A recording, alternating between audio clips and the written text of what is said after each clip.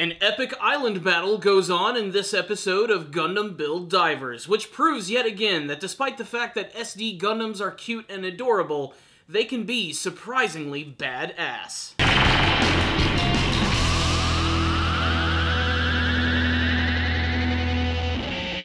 Gundam Build Divers returns with another action-packed episode in what might be one of my favorite episodes of the entire season. One of my favorite things about the entire Gundam Build spin-off series is how they can manage to make SD Gundams not only badass, but functional in an actual mobile suit battle. SD Gundams have always been used as sort of like a parody of the entire franchise, and considering that the Gundam Build series has always been paying homage to the entire franchise and having a lot of fun with it in the first place, SD Gundams are honestly right at home in this series. And this episode right here was really fantastic because we got to see Ayame's old team actually return for a battle. In particular, it's a brand new form of her team, which now goes by the name of Chat Noir Neo. And they're now actually being led by Hiro, the little Viking kid, who has brought on all types of new fighters onto his team. They're still keeping the dream alive of using SD Gundams, and even freaking Cozy and Sue decide to join the team, but they're actually rookies that are going to sit this one out. This entire episode is about the introduction of this brand new team, which has been hyped up in the brand new intro of Gundam Build Divers, and seeing them in action in this episode was all sorts of fun, if only for how crazy it got. And I still love how they keep playing with the concept of all of these mobile suits and Gundams actually combining with one another. It constantly gets crazier as the series goes on, but I never actually imagined that I would see 5 separate SD Gundams actually combining together and transforming into something that looks all sorts of awesome. It takes a lot of inspiration from, of course, the SD Gundam spin-off series, but it also seems to remind me a lot of Power Rangers. I'll get into that a little bit more later, but basically this entire episode begins with them finally spending all of that money they've been earning. First, they decide to give Sarah a pet, because that's a thing in this world. You can buy virtual pets. And she gets this like weird mythical creature type thing, which is super cute, but I'm not quite sure what sort of purpose it's actually going to have outside of making Ayame blush, which is really funny to watch, I have to admit. But they decide that they're actually going to use the rest of their money to buy a brand new base, and they're actually going to get something a little tropical this time. They're going to try and buy an entire freaking island. It's actually being sold by this one guy who exists in the GBN world who collects landscape. He doesn't really seem to be into Gunpla battle. This guy is really funny and eccentric, but I have to admit, he's kind of creepy looking. He kind of looks like Gary Oldman's version of Dracula if he were melting. I don't know what it is about this guy, but he just kind of creeps me out. He seems like the type of guy who would trap people in a pit in the bottom of his basement. That being said, what I do love about this character is that he's all about a good competition, and he's been following the Build Divers force and looking at a little bit of their history, and that's why he's decided to create this big competition, where 2 forces are going to have to battle one another on this island, and whoever wins gets all of the gold. That's right, except that this is not going to be a traditional battle that we've seen from the series. It's going to be more of like a capture the flag style battle, and another twist to this one is that the actual mobile suits themselves cannot be decommissioned or destroyed in any way. If a mobile suit is destroyed and it loses all of its HP, it actually has to go back, respawn, and wait a full minute before it can actually go back onto the battlefield. Basically, this is like traditional video game rules at this point. But what's really great about this setup is that we get to see the return of Ayame's old teammates. And like I said, Hiro is now going to be leading the team, but he has a bunch of other kids who are going to be joining him in the battle. There are the 2 twins, Ron and Shu. We also have Miu, who kind of looks like an old school Scooby-Doo villain. At least that's sort of the vibe that I get from her. We also have Lip, who also has a weird kind of Princess Mononoke design going on. Basically, it's just a bunch of super happy kids who are ready to kick some ass in giant robots. And it's really fun, although it does make me question something. In the beginning of the series, they made it pretty clear that in order to have an account in GBN, you have to be at least 13 years old. Now, this means one of 2 things. These kids are breaking the rules and hacking into the game, and that's just the way it is, or they're actually older people who are posing as children and doing a really good job of actually pulling it off. It's very believable that these are actually kids right here.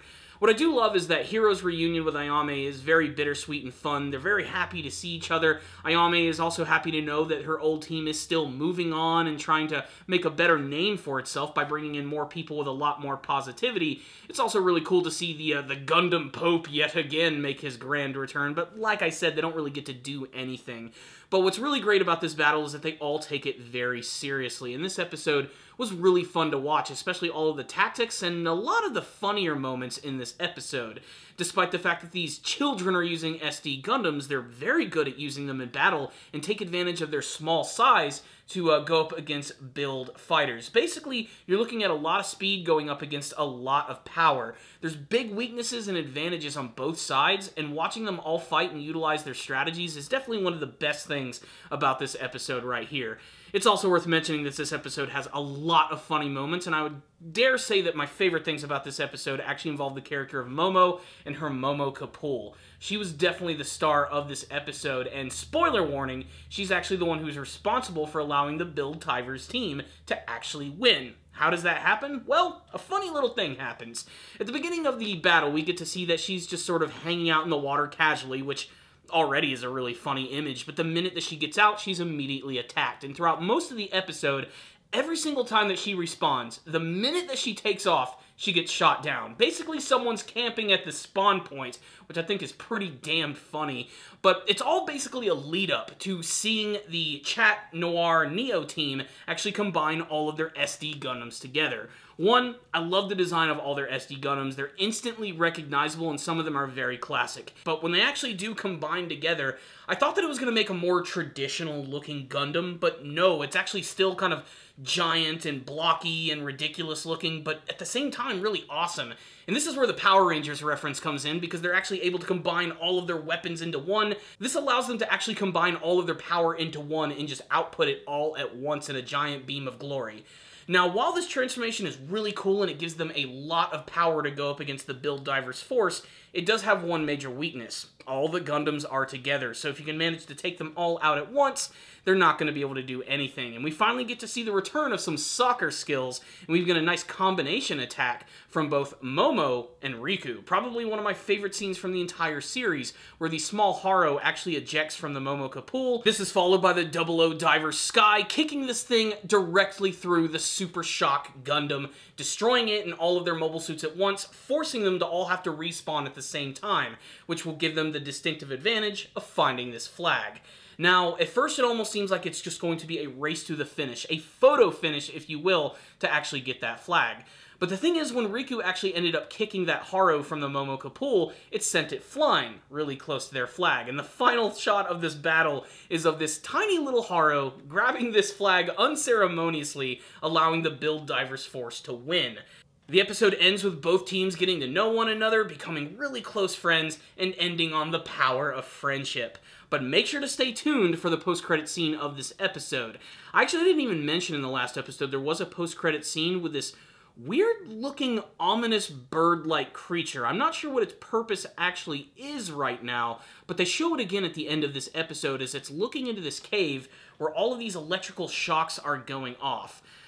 I really have no theories as to what is going on here, but now that they finally just introduced the concept of these pets that exist within this world, I wonder if this is something new that they're actually going to be trying out, and maybe there is some sort of connection to Sarah as well, considering how all mysterious it really is at this point. So, what's the rundown on this episode of Gundam Build Divers? Like I said, this is probably one of my favorite episodes from the entire series. A lot of that is having to do with the fact that I'm finally starting to accept what this entire show is all about, and not trying to hold it to such high standards and put it up on a pedestal like the original 2 seasons of the show, in particular the first season of Gundam Build Fighters. This is something entirely different, and I kind of like the direction that they're going in now, especially with this brand new mystery element at the end, despite the fact that it honestly means nothing to me outside of the fact that it simply is just ominous. But this entire episode right here was a great showcase for the Build Divers team coming together, and of course it was really great to see all of those SD Gundams in this episode. Like I said, one of my favorite things about Build Fighters is how they've made me appreciate the SD Gundams. Before this series, I had like a raw hatred of the SD Gundams. I thought they were just stupid and too jokey, and it made me remind me of the SD Gundam Force anime series, which I did not care for, but honestly, I'm kind of willing to give it another chance at this point. I mean, honestly, my taste in anime has changed quite a bit over the last decade or so, and I'm definitely more willing to accept things that are a little more odd and even a little out there and weird. And that's something that I've really loved about Build Fighters. It's made me appreciate the ridiculous story. It's a nice juxtaposition to the typical Gundam anime you see, which is all about war is hell, everybody dies, and everything's super depressing. That's what makes me truly appreciate these shows for what they are. Also, it's just a really fun show to watch, and if you wanted to see Patrick Kolsar getting mauled by a dog, then this is the episode for you. I loved this episode. I had no complaints. If I had any, they would mostly be superficial. I got a lot of entertainment value and a lot of laughs out of this episode, so I'm going to give this one a 5 out of 5. I'd honestly love to hear from you guys, though. What did you think of this episode of Gundam Build Divers? Please tell me what you thought about it in the comments section below. Did you have any favorite scenes? What did you think about Chat Noir Neo and their transforming SD Gundams? Did you like the design of the Super Shock Gundam, its super-powered weapons coming together Power Rangers style? And what's the deal with that bird? Like, I mean, really, like, what are your theories? Tell me what you want to see from the rest of Gundam Build Divers. Thank you guys for watching this review. I'll see you guys next time, and as always, stay down, baby.